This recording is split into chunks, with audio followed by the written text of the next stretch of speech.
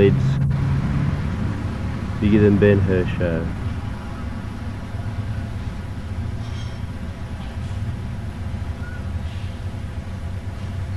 East Maitland Bowling Club.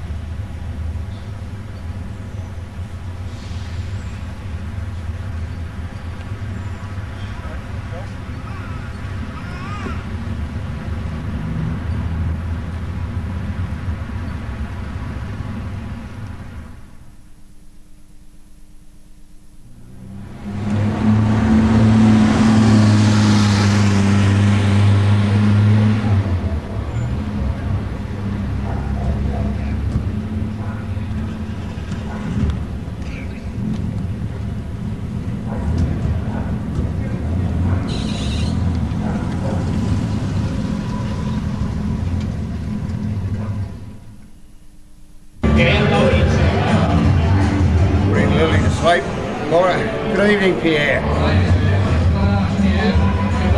guest of honour, Mr. Lloyd Crockett.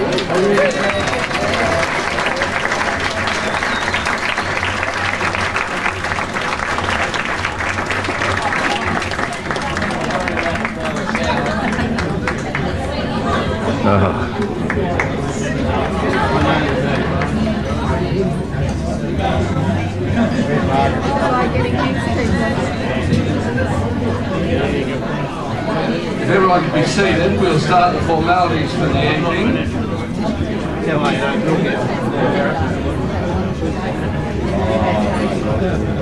First of all, we'd like to welcome you to this celebration.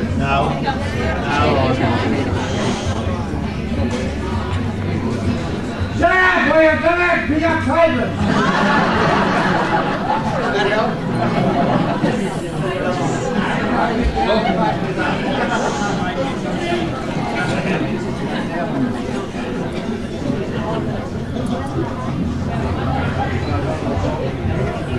This must be it. Nah, it's not working, Dave.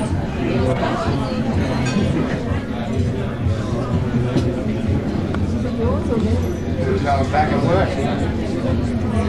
We've asked various speakers to elaborate on the previous phases. We're going to ask one previous acquaintance of Lloyd's called Brenda, but she met a tragic fate when she went down.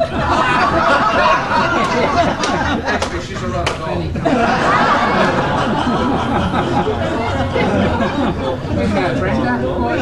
We begin by asking Barbara Gower to speak on the Transformer stage, which is described as the source of all, the context for experiencing every stage. To speak on the formative Vasey years, I give you Barbara Gower.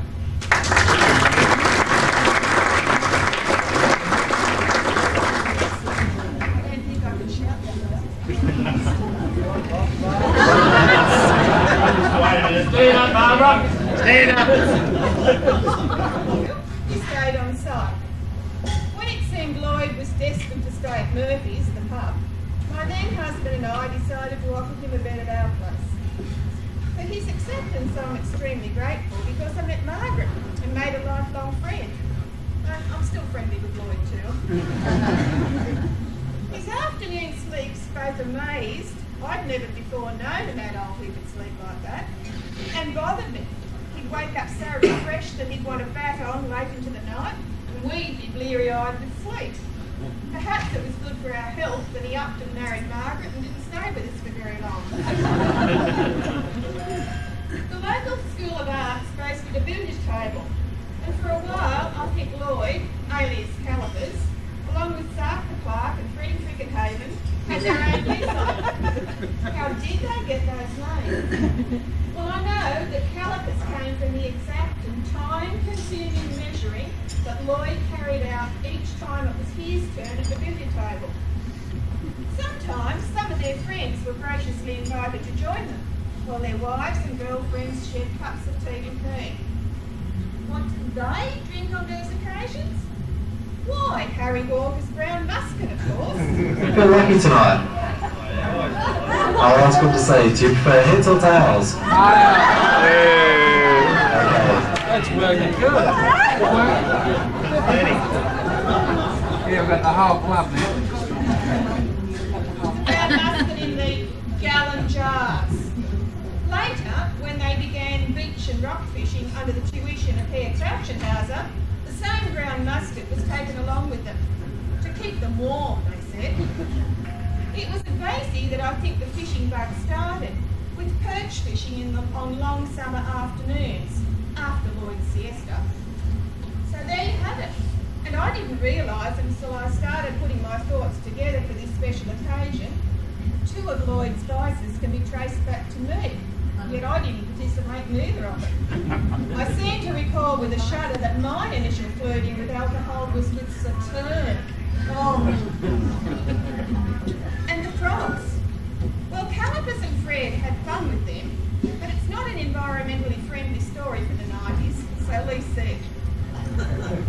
Got 'em. In between times, Lloyd did teach the K2 kids at Vasey, many of whom remembered him with affection. His boss was Mr. Harold Smith, who had a strange habit, I thought. In those days, the only materials supplied for art were boxes of pastels, which I can best describe as being like a mixture of chalk and crayon. When the annual stores arrived, a big event for schools in the 60s, Mr. Smith would open all the boxes of pastels and confiscate the purple ones.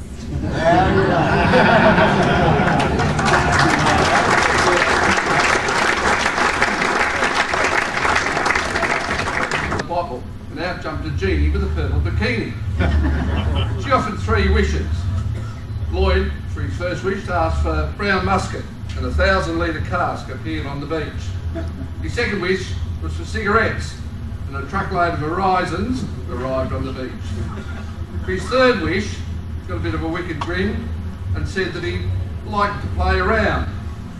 Instead of dropping a purple bikini, she produced a set of golf clubs.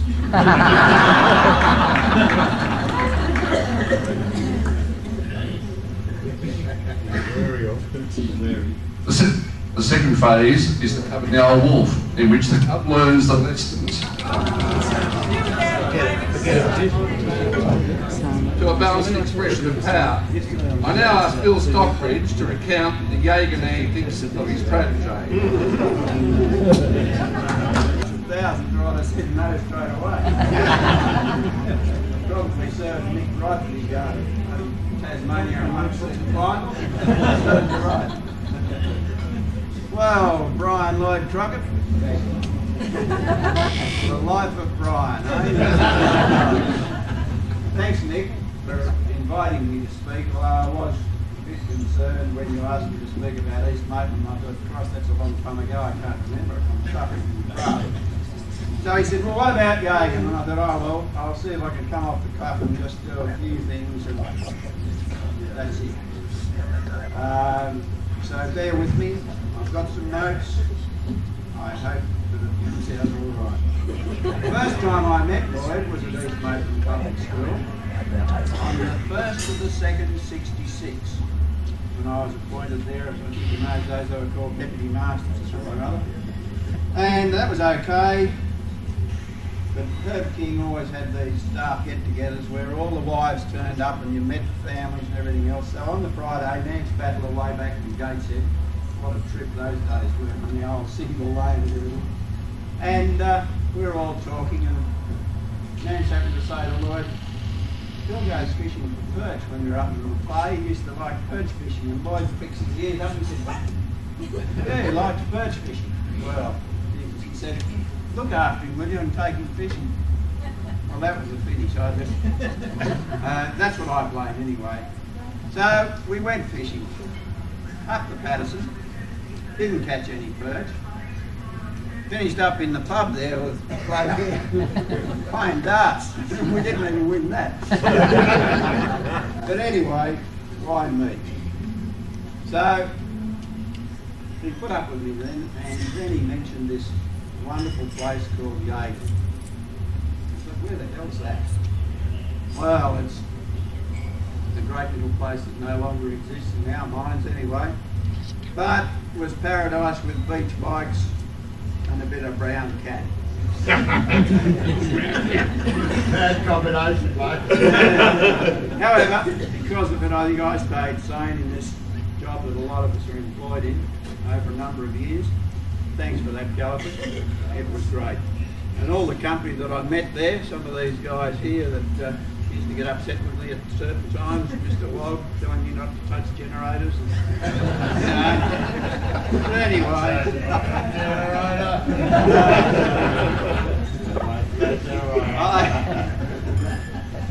I can't remember all the things, but some of the things I do recall at East Maitland. One of the first things that I remember Lloyd for was when Ernie Yateman decided that wonderful fundraiser was coming into the Hunter Valley. It was called the Walkathon. And I said to Lloyd, well, I'll collect the money if you look after kids and walk with them. I still think I probably got the worst end of the stick, but he did it each year, walked with the kids, and we raised a lot of money. And old Herb smiled at us, thought we were great mates. It was really good. I recall that Get into bed with her. No, it wasn't Lloyd. But anyway, no, it wasn't Paul either.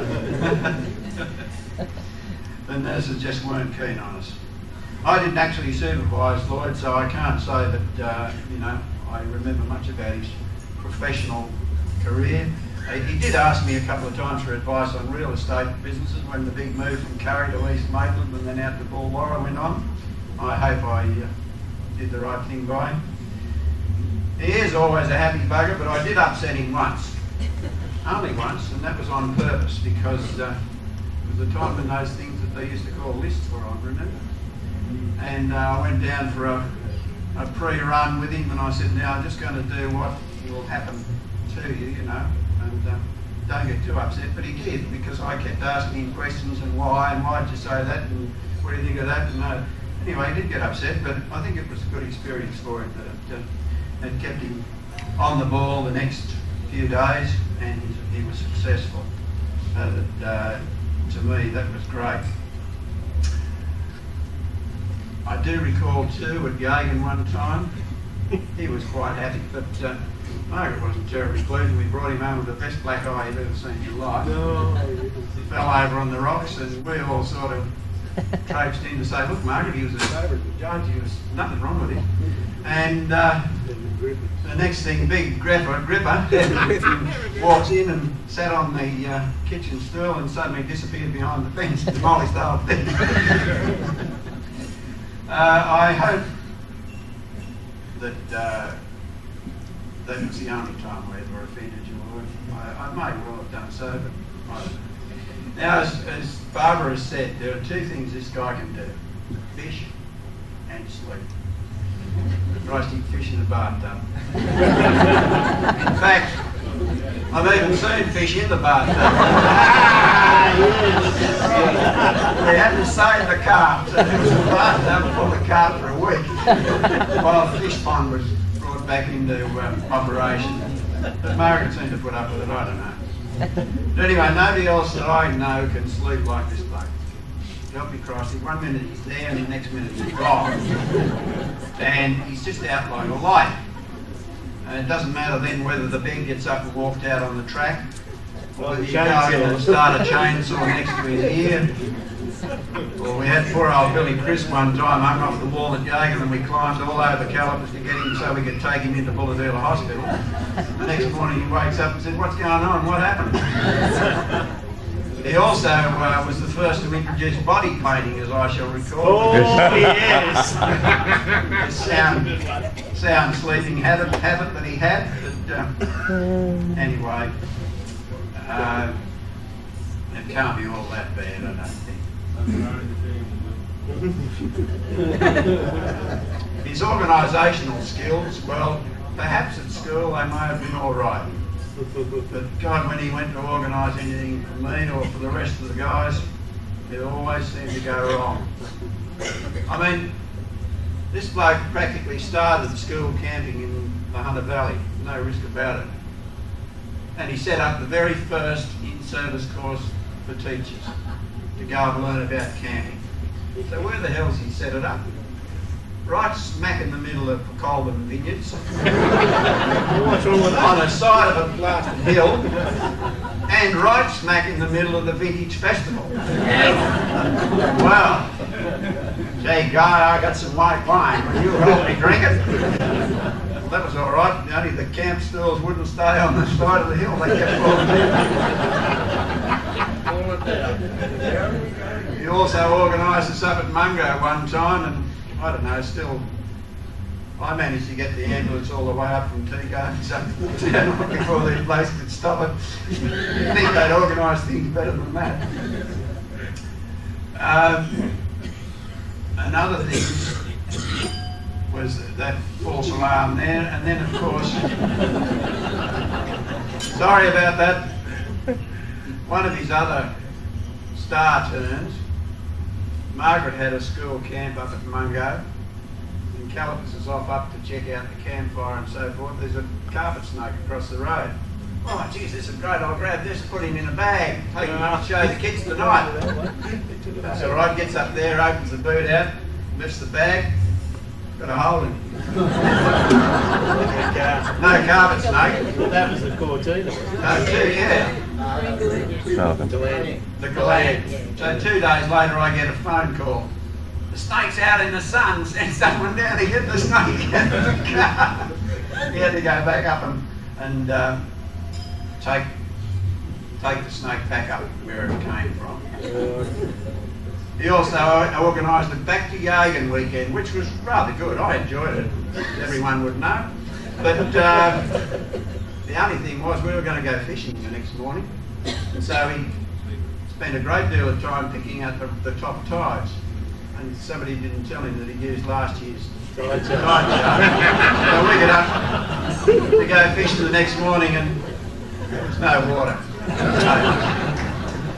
But anyway, I could say one thing about him that's good. He's a great skipper in a boat. When you go to sea with this bloke, and after you go through the first greenie and he's sitting in the back of the boat holding the steering wheel alongside you, and you think, what do we do next? And as the next one's coming up, he says, I think we should abandon ship. And he did. And you said to me, I always do what the captain says. And I did too. And so now it's come the time that he's abandoning his life's work. I like Calipers. It's great news. It's wonderful. Now you've got 2 lovely grandkids that I haven't seen yet, Lily and Maddie. I've heard about them. They'll keep you busy. Get in and enjoy it. Keep your health. The big secret is wake up each morning and keep breathing. There was also one other thing that he was famous for at Yagan. He was the only cricket umpire that ever wore white, while the rest of the players wore nothing.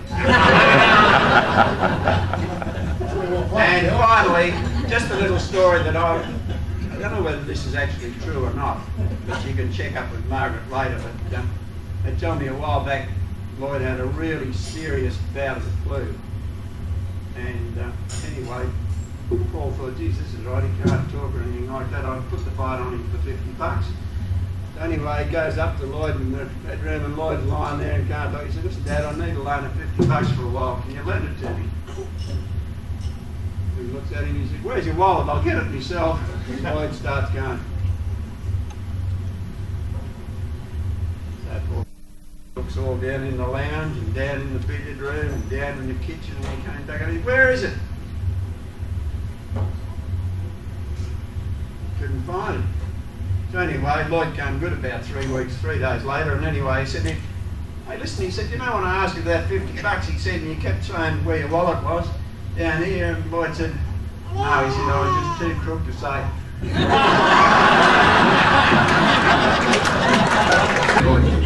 I now call on Trevor Black to speak on the East Maitland years.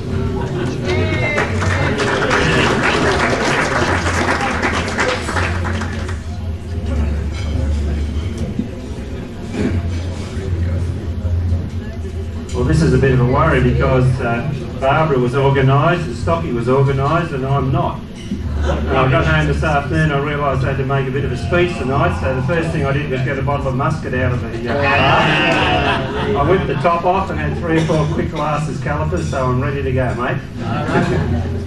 I'm supposed to speak about times at East Maitland. I must apologise to anybody here who was at East Maitland in Lloyd's early days, because I didn't arrive there till 1973, and I had 4 or 5 wonderful years with Lloyd.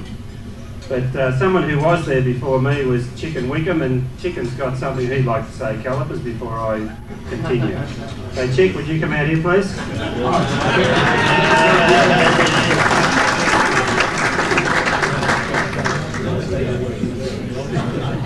But he's a good bloke, so he won't say anything nasty. Tells the truth. Always tell the truth, Lloyd. Presentation here. I wish to. It is purple. Does have a little inscription on it. To Mr. Davy Crockett. This will replace one of many you broke on my posterior. No signature, but it says, paint by courtesy, Peter Wyler.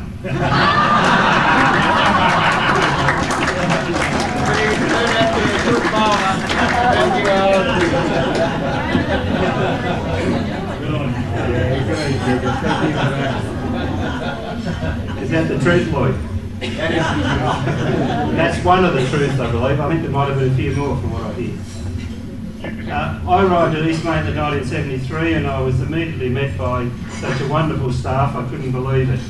As a matter of fact, I went to East Maitland on the condition at the end of the year they'd transfer me out.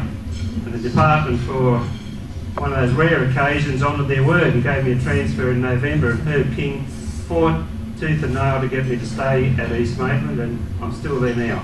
I thank Herb for that. I always will thank him, because it's a wonderful place to be. But when I went to that school, I thought it was a great place, and it was just a school where everything seemed to be happening, and most of the things that happened seemed to centre around Calipers. And he was a fellow who had boundless energy, boundless enthusiasm, and I don't think that's ever changed. I only have one regret in my teaching career, that I didn't catch up with Lloyd later on, because there were a lot of things I would have liked to have done with kids with Lloyd, and we missed out. But never mind, Calipers, one day. And the afterlife. I haven't retired yet. I'm looking forward to retire, because everyone I see tonight looks younger than they were 20 years ago.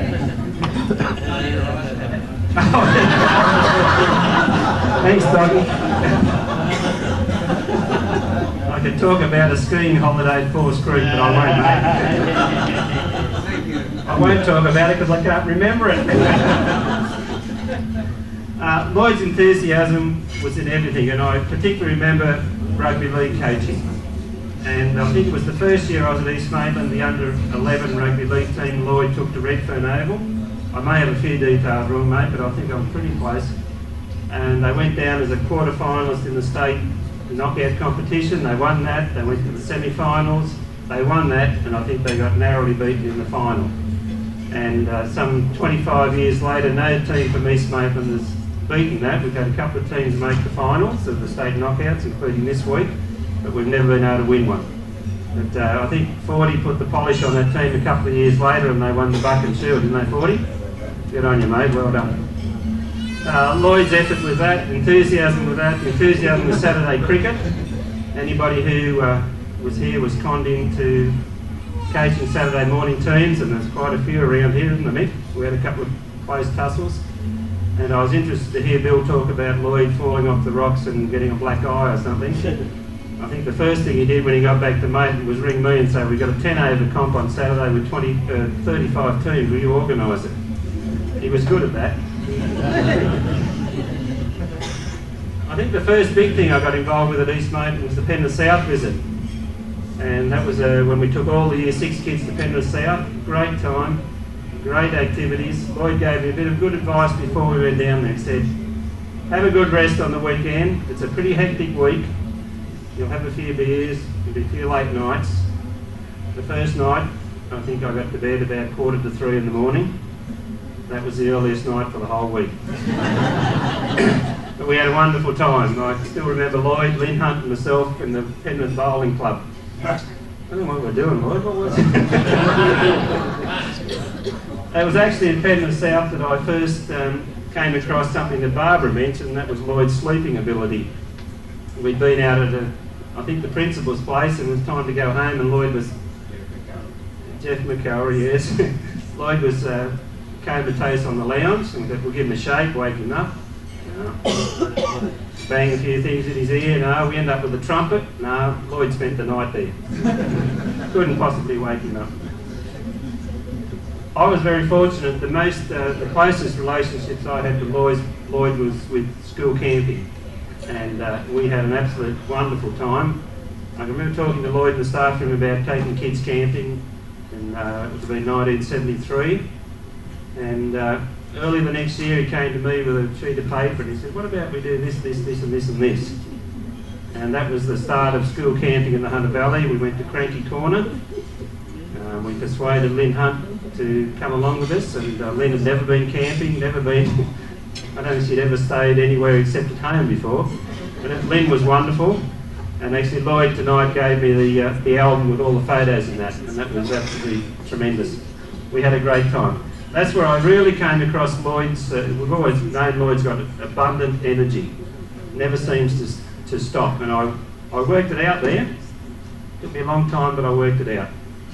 He said to me before we went to Cranky Corner, "Don't worry about accommodation, I'll sort that out. I'll bring something for you to sleep in." He brought 2 hammocks. He hung them across a dry, stony creek bed between 2 she oaks. I mean, it's nice to sleep in a hammock for a while, isn't it? But not all bloody night. And the wind blew, the hammock rocked. The sound in the trees drove me crazy all night. Lloyd didn't move. Didn't move. I found out why the next day. Not only was he a sound sleeper, but when Herb and Edna King had left, and I just take my hat off to Herb, what a gentleman. Lloyd had taken them back to the car so they wouldn't get lost walking back across the paddock, and he met up with his good mate Sid, and they had 3 or 4 or 5 or 6 cups of cold tea. Lloyd had come, brown musket, no cold tea. Lloyd had come back to the campsite and said, "Oh, I'm a bit tired," lobbed in his hammock and passed out. Got up next morning, and you know what Lloyd's like in the morning. "Oh, beautiful morning, away we go." Had a great sleep, and I don't think I'd had 5 minutes sleep. But that was our first camp, Lloyd, and a lot of things came from that. And it grew into a camping committee and so on. Another great experience of camping I remember with Lloyd was at White Sands, and the kids had gone to sleep about 10 o'clock at night, and looking across the lake under the Melaleucas, absolutely beautiful. We could see this storm in the distance, lightning flashing, and we thought, well, we couldn't just go to bed and leave the kids to the mercy of this storm. We better just sit up and wait. What could we do while we're waiting? Cup of cold tea, Bill. So we had a cup of cold tea and watched the storm get a bit closer, and well, we better just hang on a bit longer, and another cup of cold tea, and another cup of cold tea. The storm didn't seem to be getting any closer, or we couldn't see it or whatever, but anyway, we finally went to bed. And at that stage, the kids all had little tents, and we had quite a large marquee, an 18 to 12 marquee, and Lloyd and I piled into bed, and that was it. I woke up early in the morning, the birds were singing, and sort of rolled over, and I could see all these bodies all over the floor. Kids everywhere in this big tent. Lloyd's out like a light. So I thought, what the hell's going on here? I went to jump out of bed and realised I'd fallen into bed with no clothes on. So I reached under my camp stretcher where I always put my clothes, and there was a kid.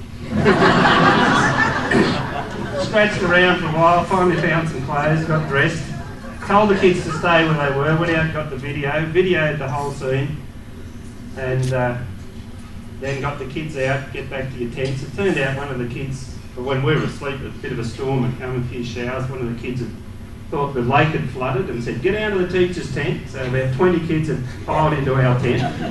So I videoed them, sent them all back to their tent, got them all organised. They're cooking their breakfast, and I got our fire going, got the billy boiling, and guess what? Hey, it's a beautiful morning! Hey, hey, Out comes Calipers. Geez, those kids were wonderful last night, weren't they? Bullshit. Thanks, Lloyd. That wasn't the only time he did it to me either, by the way. It happened many times. That led on to in-service courses. Stocky mentioned the one at the wine festival. I've still got scars on my leg where Stocky led me into a fire and I burnt my leg and I made quite a mess, but it was a great time. We enjoyed it. Can't remember it, but we enjoyed it. Maybe if I could be serious for a minute with Lloyd, he had a tremendous ability to persuade people to help him. And I guess there's many people sitting around here tonight who Lloyd's had an idea, he's initiated something, he's experimented with something, and he's dragged us all along with him. And one of the greatest examples of that I can think of was a ballet dance. We've got some of those people here tonight. Where's our ballet dancers? Would you stand up for me? Mel, come on Mel. Sharpie. Come on Calipers, Smithy. You're a ballet dancer. We're not. Come on. And there was Terry Peterson, and I can't remember the others. Thank you, Jim. And not only did we have to do a ballet dance for the P&C dressed in pink and purple stockings, little frilly tutti-free things, what are they called? Tutus. And dyed singlets and about 16 schooners. But we got up and danced and we had to go down to Taro for I think it was 4 afternoons of practice, didn't we Mel? A brickie, a boilermaker and a few school teachers. But we had a great time. That was the same night that Professor von Spitzfartenkopf appeared. And he's sitting over near the bar. Good on you, Professor. He was a miracle man. He produced this little baby. Where's the baby? Where are you, Kev? Look at the size of him. He's grown well. East Main was a great place to teach, a great place to be, and as I said earlier, Lloyd seemed to be in the centre of all of it. Something that Lloyd always exhibited, and that was pride in his kids that he taught, and those of you who've taught under him, no doubt, pride in his teachers. But I don't think the pride was ever matched by the day that I can remember the announcement of school captain, and that was his son Paul, who was announced as school captain. The pride in Lloyd that morning was unbelievable. I don't know where Paul and Steve, sorry, but that was before my time. Friendship is another thing another characteristic of Lloyd that I appreciate greatly. I remember coming to East Maitland, Ray and I, we knew nobody. And as I said earlier, we came here on the condition that we left at the end of the year. We're still here now. But when Nikki, our daughter, was born, Lloyd was, I think, the first to visit us. And I still remember that old bronzy coloured Falcon pulling up out the front and Lloyd walking up the front of the house. I can remember Smithy dancing on it down the front of our place. Where he was car surfing like the Johnses do now, but he was way ahead of his time. On the way to yoga, how long you lasted, Smithy. Lloyd walked in with a present for Nikki, a rugby league ball. I think Nikki was 3 days old and Lloyd presented it. We had an open day at school last week, like many of you. 2 of the oldies from that school, they were parents of Lloyds in those days. They're now grandparents, of course. Came up to me every time we have an open day up there. Somebody asked me how Lloyd's getting on. He's still remembered after 25 years. Thanks for all the memories, Lloyd. Thanks for your company, and up the old Red Rooster. Ah, the old Red Rooster!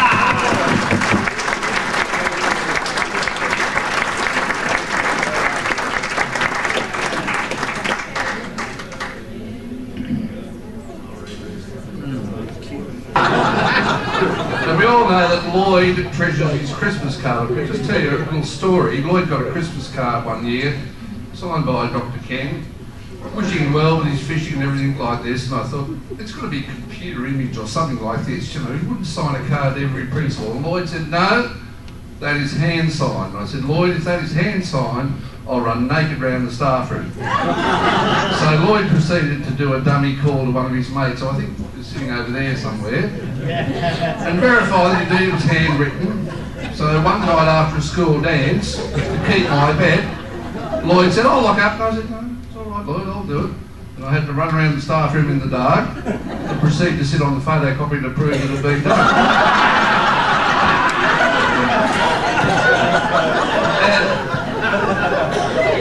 As I told the story to the staff meeting the next day, I pointed to the chair where I said I'd had to sit down, and I think it took us about 3 days to peel Jenny Warwick off the... Anyway, Ken sends his best. You can't be here, Lloyd. Don't expect your Christmas card this year, but we do have a presentation for the Education Department, and I'll ask our Superintendent of Schools, Terry Maguire, to make that presentation now.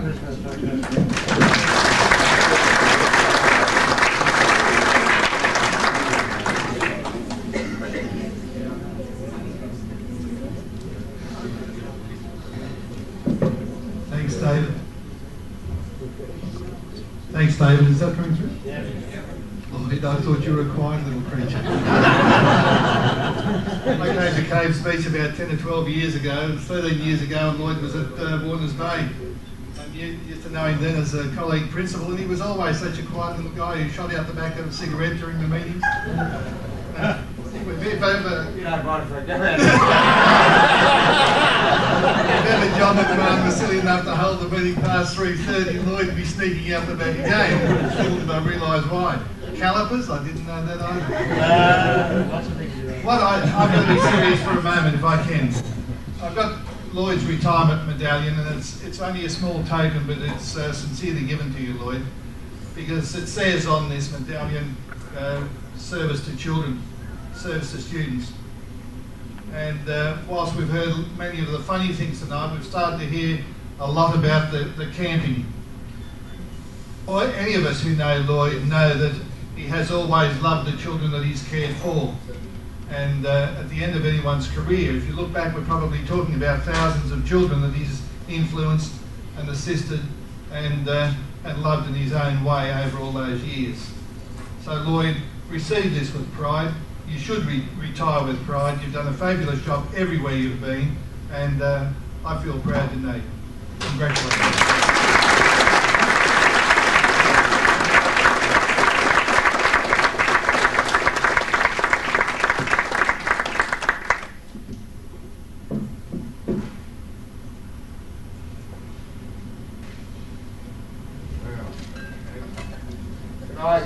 Can I tell a little story aside?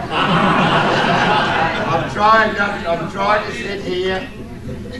Terry Maguire has been here by staff from led their quality assurance review of Marysville Public School a number of years ago. Did a marvellous job, and they were a great team. But at the end of this 4-day trauma, they always had a kind of debriefing summary session, and here these 4 people stand up and give a summary of what they found out about your school during this review of 4 days. We volunteered early, but I'll never forget the look on your face when I stood up on the table with my staff singing the stripper's song. Oh, you stripped off. That said, I've been QA. I've been QA. That's survived.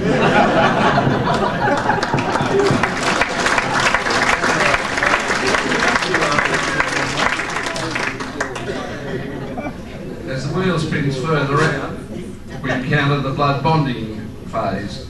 For the initiate, insatiable curiosity and wanderlust preclude obsession with power, while for the patriarch, responsibilities and obligations discourage power's abuse. I call on Barry Reid to offer the principle as patriarch's view. You'll be known as just Lloyd, or to your good friends Lloydie, I suppose.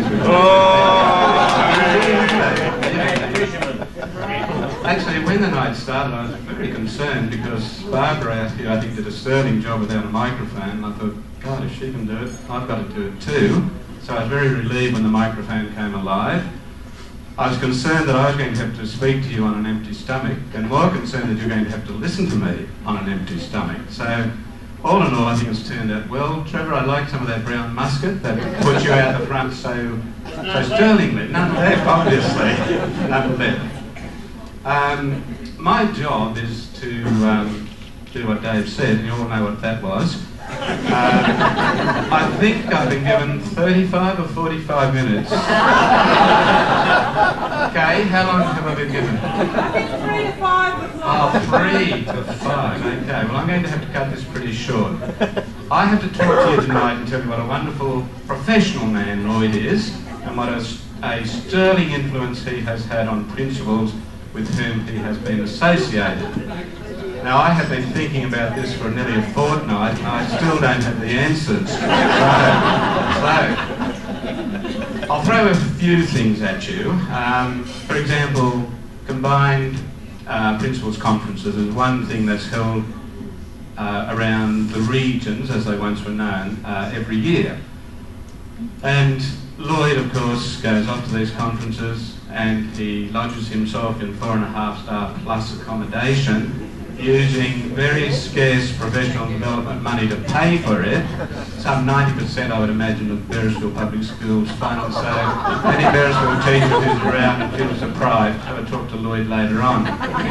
His sole objective, though, in going to the conference, really, is to indulge in his card night and to take lots and lots of medicine, as he now calls it. Now, where this cup of tea comes from, I'm not sure.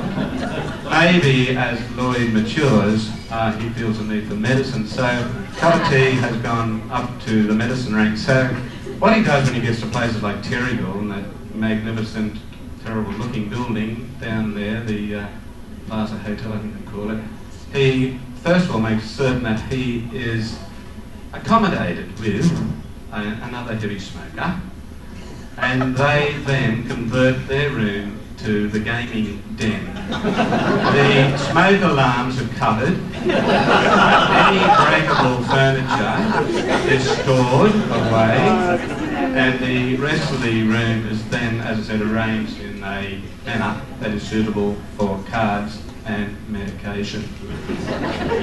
Nothing happens actually till about 10 o'clock at night time. And then from 10 o'clock until very, very late the next morning, cards continue. No other principal is going to be in a room within 4 rooms of either side of the gaming den. And the only people who are foolish enough to be there are new principals or relieving principals who know no better. So,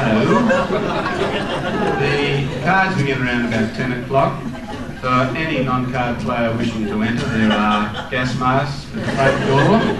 You venture forth and you see this little group of people bent over a table, tears coming out of their eyes from smoke, I think, hacking voices and coughs coming from the group, dazed eyes, and it's obvious that their medication is really working. Great stuff. Well, of course, the conference continues.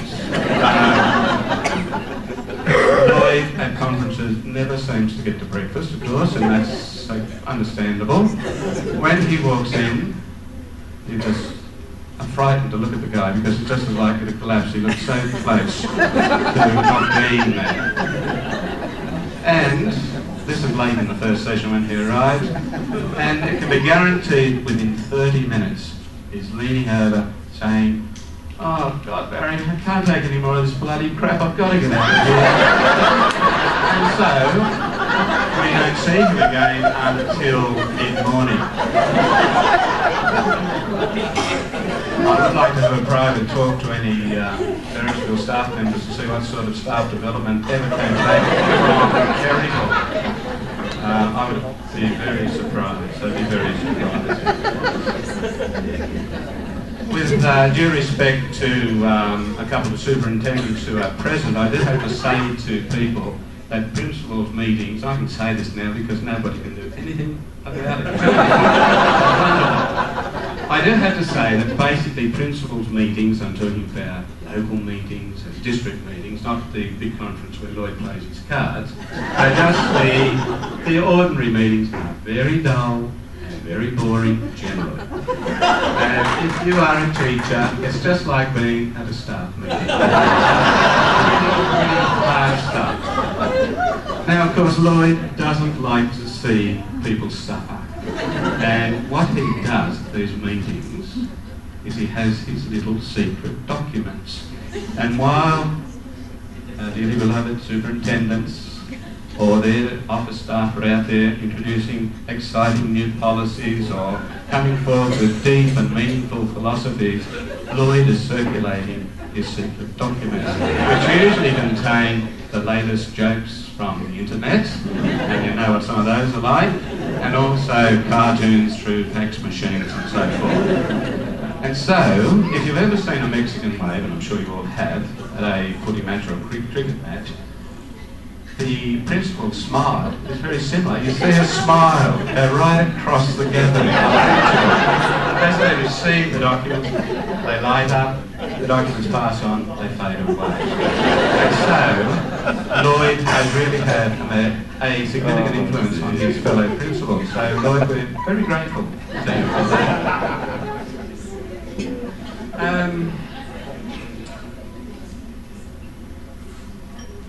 I'm just curious too, you know, he's a highly professional man, and oh yes, it's true though, he is highly professional. But you just have to ask a few little questions to yourself. You know, what type of person, what type of professional man would, for example, plant stinking prawns on his clerical assistant's desk, covered so that she doesn't know where the smell's coming from, and left then to investigate the smell? What sort of person would put talcum powder, for example, on the blades of a ceiling fan, waiting for some poor unsuspecting person to come in and turn the fan on? Guess what happens there, of course. What principal, for example, would place in a freezer hats belonging to his staff members so they were nice and cool when they went on playground duty? How many people know someone who puts a budgie in a staff member's pigeonhole? Lloyd Crockett, of course. People, while Lloyd does bring fun and humour into the lives of many people, I think that don't underestimate him as a principal. He is a damn good principal, and something that we must not overlook. He has, of course, motivated and nurtured many, many people, many staff members throughout the area. He has led a number of school communities to greater heights and greater battles, of which he has won a number. Actually, he's like a bloody little fox terrier, isn't he? When he gets his teeth into something, he just won't let go until he has achieved what it is he set out to achieve. And sometimes you do see this at district conferences too, where despite what Terry says he's a meek, mild, quiet little fellow, he's not really. He will stand up and he will quietly and firmly argue until he gets what he wants, or until he drives the chairperson to despair. And often, you know, the chairperson will say, for God's sake, Lloyd, shut up, take your dollars, sell your infant's apartment and build that damn hall. So I look forward one day, Lloyd, to seeing the hall. It should be very interesting. But as I said, he has led a lot of his community members to great heights, and I'm sure that's indicative by the number of people, particularly from Beresfield, who are here tonight, who were with Lloyd in the early days, in the early 1980s. He has, of course, provided wonderful opportunities for children, not just in camping. Camping being a very vital part of his life and education, but in many other ways he has given great opportunities to children. Caring in many ways. For example, if I may quickly tell you this brief story, he cares for other principals and their welfare. He was well aware of a relieving principal who was doing it very, very tough at a neighbouring school, and she had reached just about the lowest ebb.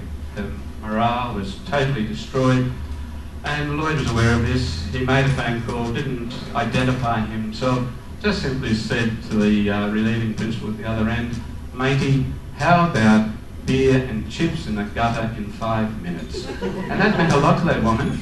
She realised that he was a guy who did care. They weren't going to have beer and chips in the gutter, of course, but that wasn't the point. And from that moment on, this principal, relieving principal, felt that she could get back in and continue with the job. So, he does care, and he is a very competent teacher. As I said before, he has developed staff and developed communities, but remember too that Lloyd Crockett is a schoolie, and as a schoolie, one of his major responsibilities, of course, is the children in his care.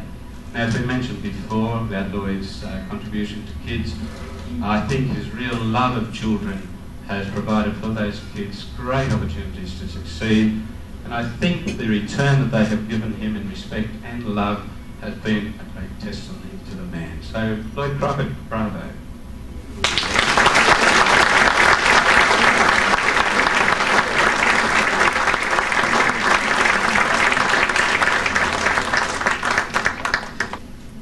The next phase in the wheel is the spiral.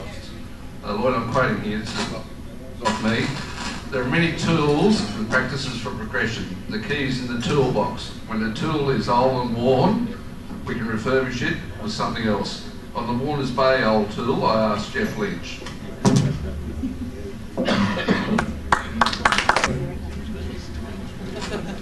Barry, that's a bit harder. How did you win first? Okay, Crockett. Crockett. Look at you with that tool.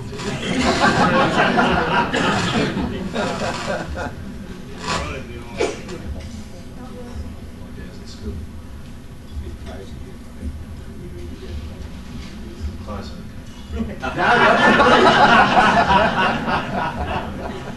I've been challenged, Crockett. Lloyd came to us in 1987. I actually went to Waters Bay at the same time, and we had organised to go down there before school started in the 1987 year. We went down in 86. It goes into the administration office, and here's this guy pacing around in a 6-foot square with a cigarette. It's Crockett. I think he had already decided what he was going to do at that school, because a lot of the things that I've heard here tonight are the things that have happened at Waters Bay School. And he's had a lot of experience of that, and we at Waters Bay were the beneficiary of all that experience. One thing that hasn't been mentioned tonight, I don't think Lloyd has ever experienced this, was having a bicentenary. And not a bicentenary, but a centenary at a school. 1992 was a big year for Waters Bay, and he was fortunate enough, 1998 was the bicentenary, and that's when Lloyd launched the first fleet onto Lake Macquarie. And that was a very, very big year. We still got all the memorabilia down there, Lloyd, which features you very prominently. 1992 was the centenary, and that was the year after that you left. But we still remember all of your input at that stage as well. It was great. Crockett introduced the camping into Waters Bay, similar to what you've heard before. We went to Lyell Shores, and we had lots of cold cups of tea up there as well. I didn't realise what he was talking about at first, but it didn't take me too long. But I just happened to have the same affiliation with the old brown dog as Lloyd did, and we had quite a number of sessions on that. One night I remember Lloyd, which wasn't during a camping session, but I'll never forget the night we were up at Smith's Lakes, sandbar. Yeah. It was an Easter time and the moon was high, and Lloyd was in the old yellow tank. Remember the old yellow tank? The yellow tank has died, it's gone to the heavens now. Lloyd took me out, I was staying in Seal Rocks, and Lloyd took me out onto the beach with his yellow tank and threw a line in, and we were there just fishing, and it was just magic. He knew exactly where to throw the line before long. We had some good bag of fish that night. It was really good. The wild men, I don't know whether I've heard the wild men mentioned. It hasn't been mentioned tonight. I'm quite surprised at it because I've no doubt there's some 21, 22-year-old adults walking around these days who still have nightmares about that sort of thing. We had some, I've got all that on video too, by the way, if anyone wants to fire it out. But we went one step further, Lloyd. Lloyd used to have his wild men camp. Used to have them set up, and I was silly enough to dress up in all the garb, like many of you probably have. We saw a TV show just after Lloyd went, actually. We decided we're going to modify Crockett's Wild Men, where some people buried some wild men in the ground and covered them over with leaves and cross there. Of course, you adapt this to the school situation. You tell all the kids up on wild shores in the middle of the night it's a wild man's grave over there. We must go out. We can't go out until it's quite late at night. We can't go out and look at this grave. Of course, the idea, of course, is that Steve turned up the back might have been one of the wild men. We dug a little ditch, about a foot, 30 centimetres deep, with the wild men mask on, canvas bag, and all that sort of stuff, coming over with leaves and the cross, and very small writing on it. Here in Lloyds, get the kids to come up and show them the grave, and if you bend over really close, you can read the writing. The wild man comes out of the grave. You know that we had some very scared kids that night.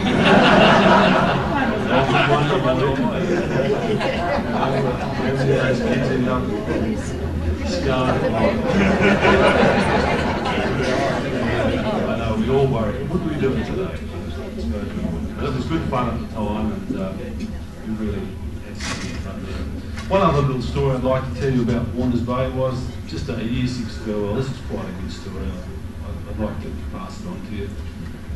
One year we decided that we're going to have a dress-up night for our year 6 farewell, and the principal, mind you, Lloyd, I don't know how you travel from Beresfield to Warners Bay every day. Geez, it's a long way, mate.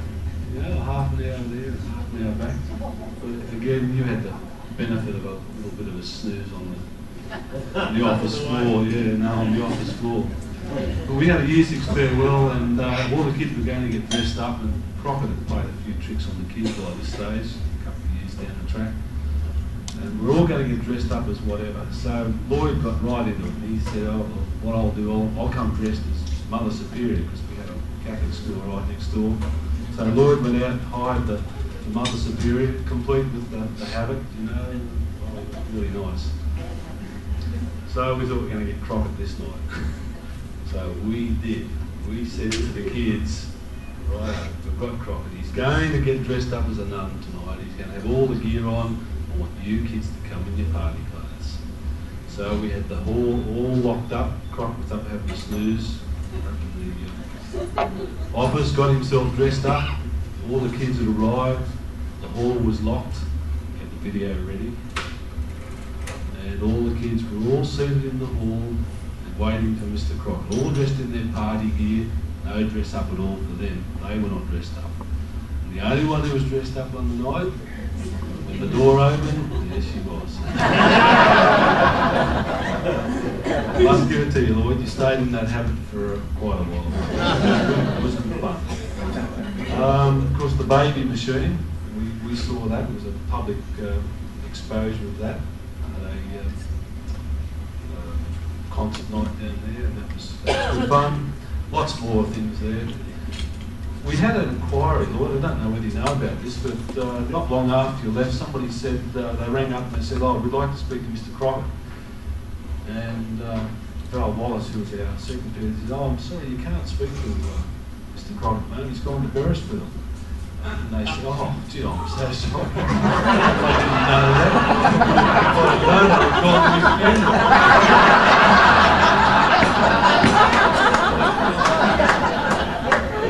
So, no, it wasn't quite like that. Yeah, Crockett, the character. Crockett, of course, he was for kids. Crockett was a leader and a principal. Crockett was also a listener. Crockett was a great teacher. And Crockett, he was a mate. He was always there if you needed him. I have something that I have to share with everyone here too, Lloyd, before I get down. This is a letter. I went through the archives. I've got to put my glasses on to read it because it's departmental fine print.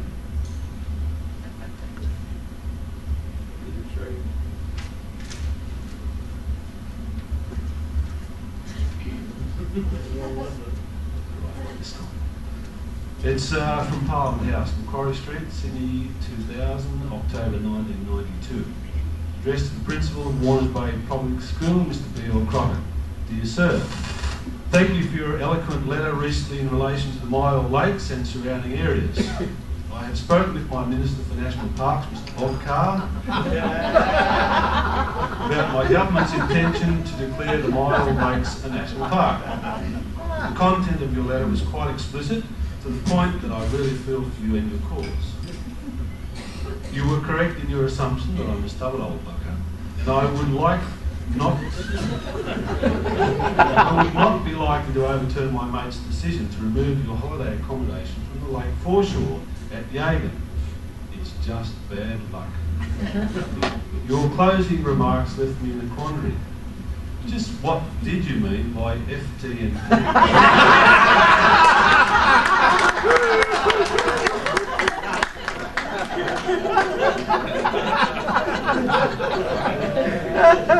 Until I find out, I won't be wearing the t-shirt you sent me.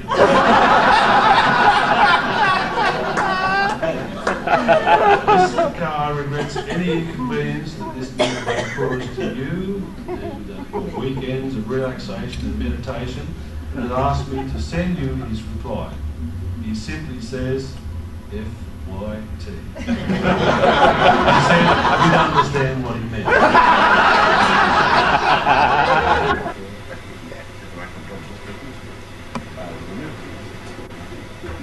Thank you very much. Man of Letters says it's simply a matter of going on so impending pleasures may come. Our own great man of letters, the Bard of Barrow, Norm Pickering, is unable to be here tonight, so to read you a few thoughts and make a presentation to Lloyd, we have our next speaker, Kay Bagley.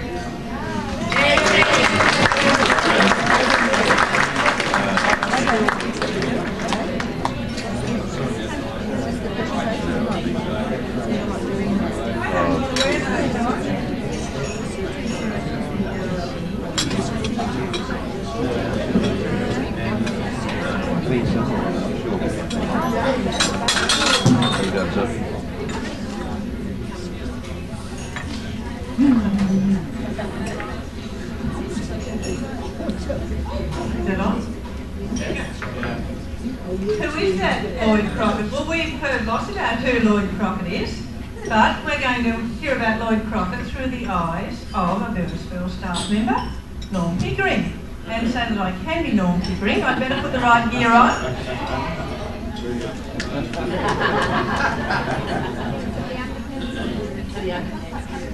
Oh, no, draw them on the underpants. Okay, well, Lloyd Crockett, who is he? First of all, if you'd like to have a look at your book, you'll find out, and you can read along with me, that he is the fisherman. When the time comes for you to shoot through, there's something I want you to do. While you're fishing all day, I'll be slaving away. Take me, Lloyd! I want to go too, and I mean it! And of course, we all know that he's a purple man. He loves purple. You can see it reflected everywhere you go. And after today, I think I hate purple. I'm glad it didn't rain because I think the Hunter River would have run purple by the time it all that crepe paper ran down the playground, along the streets and so forth. Norm's next limerick is colourblind.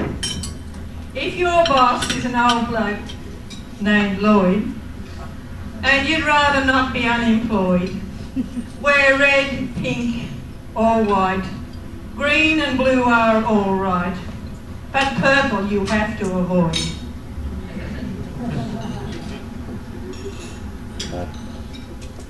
Now, I'll show you a serious side of Lloyd.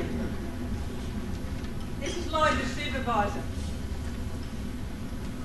Last page. Gotcha.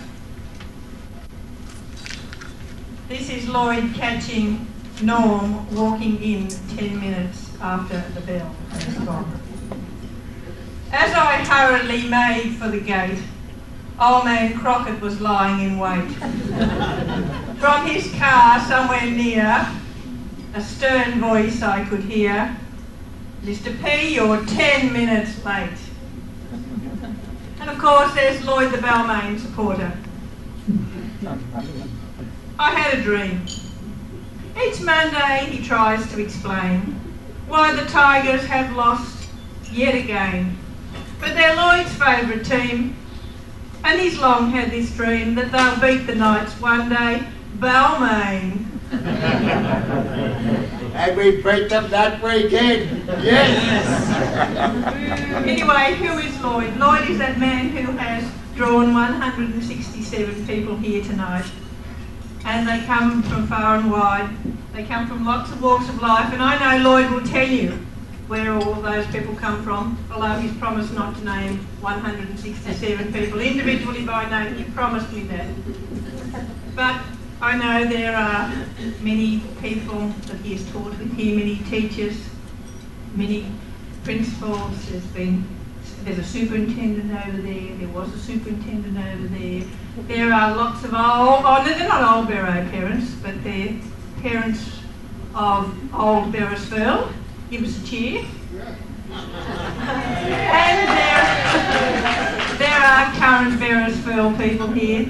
There are friends of Lloyd's from all walks of life, from fishing, from camping, from everywhere. But he'll tell you all about that. But it is a reflection of how wonderful Lloyd is. And I don't tell him that very often, but anyway. Just how much he means to us if he can draw this many people along to his farewell. And there are a lot of people who couldn't come along tonight and who have sent their apologies. And I just need to mention some of those people. Bill and Beverly Crisp would like to have been here, but they couldn't come along tonight. Glenn Gilligan couldn't make it. He's very disappointed that he couldn't be here. Uncle Ted Flynn sends his apologies. Lindsay Stibbard can't be here tonight. And Sue Jowett sent her best wishes. She'll catch up with you at Hawk's Nest. Now, who is this Lloyd Crockett? He's the one who keeps getting these faxes. He's this one who keeps getting these phone calls. No longer do they send telegrams. But he has messages here from far and wide, and here's just a few of them. He has one from Mayfield West Demonstration School from Margaret White, who retired today too.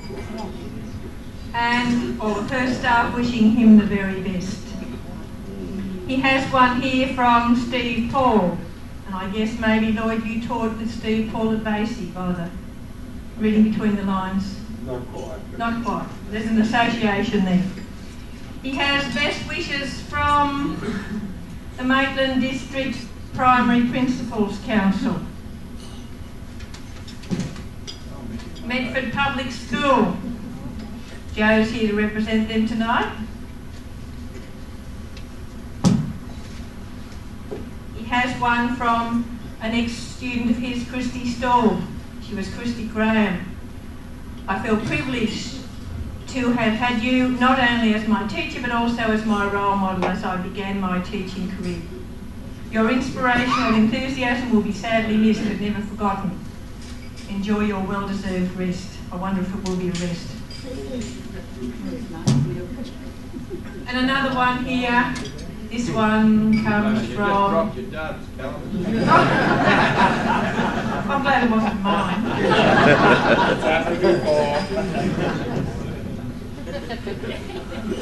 This one's really tricky to work out. It's from East Maitland Primary School. So they're wishing him all the best and they want you to leave some fish behind for them, Lloyd. This Lloyd Crockett, yes, who is he? He's the one who got a big rap in form from one of his ex-students. And his ex-student Steve Richards, said, "I wanted to be a teacher for as long as I can remember. Perhaps it's because I had predominantly positive experiences in my primary school at Beresford Public School. My Year 6 teacher, Lloyd Crockett, certainly stands out as someone who motivated and inspired me, and I was lucky enough to do my internship at Beresford, where he is principal." Wow.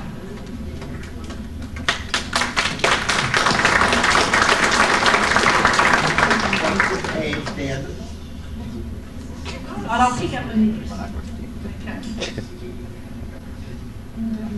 And if you bought last Thursday's Maitland Mercury, you would have seen a monster issue that Norm Worth put together about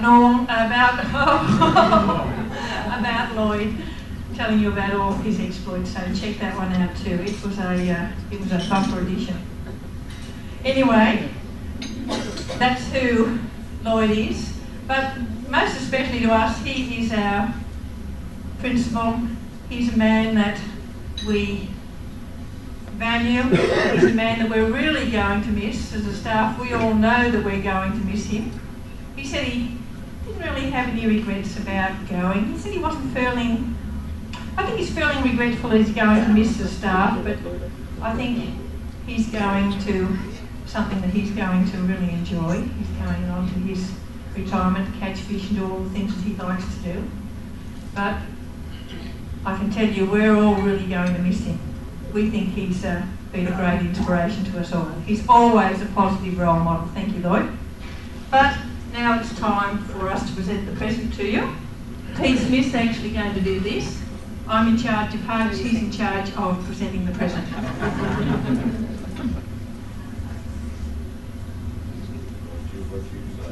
Okay. Come on, brother. I don't think you need it. Okay, I was just looking at the watch before I came here and thinking about what we would be doing on an ordinary Friday night, last week of term, up at Jimmy's Beach. I want you to put your hands up if you've ever sat around about this time of night, the embers in a campfire, with your feet there, maybe a port in your hand, listening to this guy rave on. Come on, hands up. If you haven't, you're certainly missing something. Oh, we've been in them.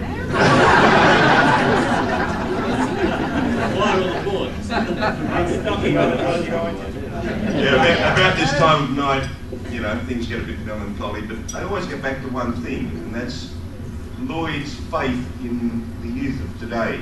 I've never heard anyone talk so much and exude so much faith in these children.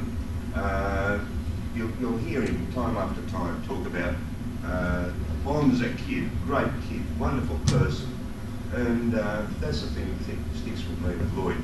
Apart from his manipulation of people to run boat rallies and Olympic games and things, he's certainly a people person.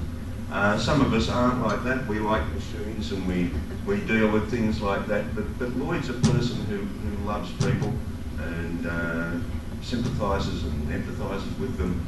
And he gets a great deal of joy from seeing other people do things and recollecting things.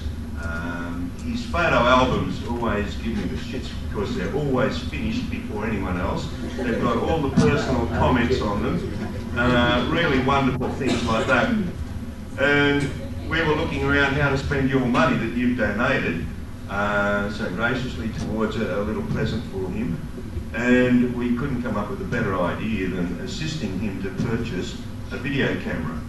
Now, we didn't purchase it completely, but we have certainly assisted him to do this, and I'm sure that it's going to provide him with many, many hours of pleasure looking at back at his children, his grandchildren growing up. And Lloyd, I'd like you to come forward and accept this on behalf of everyone here.